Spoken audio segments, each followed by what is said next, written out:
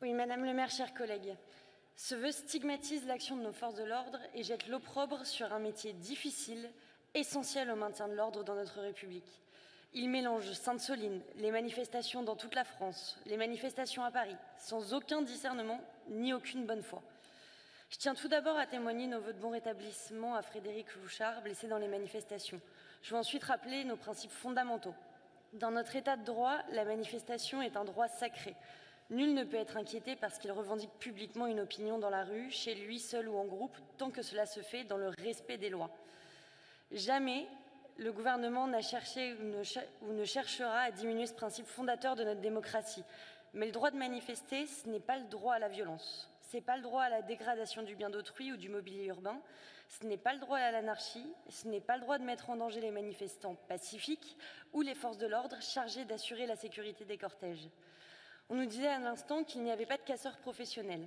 Depuis la première journée nationale d'action, le 19 janvier dernier, et en 10 journées de mobilisation, on recense 321 manifestants ainsi que 1379 policiers et gendarmes blessés, 282 institutions publiques et permanences parlementaires dégradées, 11 bâtiments, 60 véhicules incendiés, 2324 feux allumés sur la voie publique.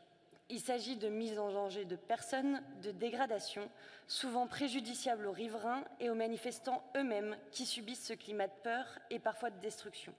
La violence n'est pas la manifestation, c'est une infraction. Malgré ces violences, les préfets continuent de permettre, dans les meilleures conditions possibles, la tenue des manifestations déclarées sur l'ensemble du territoire, sauf lorsque les garanties de sécurité ne sont pas réunies pour protéger les manifestants eux-mêmes. Ces rassemblements mobilisent des milliers de policiers et de gendarmes, en moyenne plus de 10 000 par journée de mobilisation, et nos forces de l'ordre agissent strictement au nom de la loi pour protéger les manifestants et empêcher les violences. Lorsqu'ils doivent faire usage de la force nécessaire et légitime, ils le font selon des procédures précises et contrôlées. Cela, nous le permettons pour que notre démocratie puisse s'exprimer. Alors je ne peux pas laisser dire que le mouvement social est réprimé.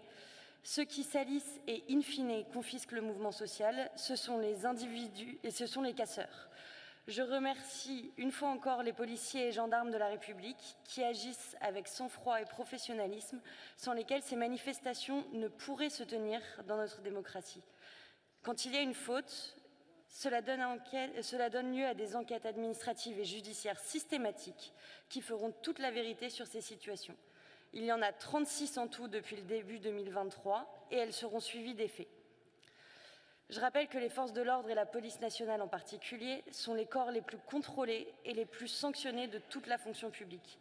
En moyenne, 50% des saisines judiciaires de l'inspection générale de la police nationale portent sur des allégations de violence illégitimes, preuve que l'administration se consacre pleinement à son devoir de vigilance sur de possibles écarts avec la déontologie. Je veux redire tout mon soutien et ma confiance aux policiers et aux gendarmes qui exercent une mission extrêmement difficile, protégeant au quotidien et avec un dévouement sans faille les Français, qu'ils manifestent ou pas, et les institutions de la République. Nous voterons évidemment contre ce vœu. Je vous remercie.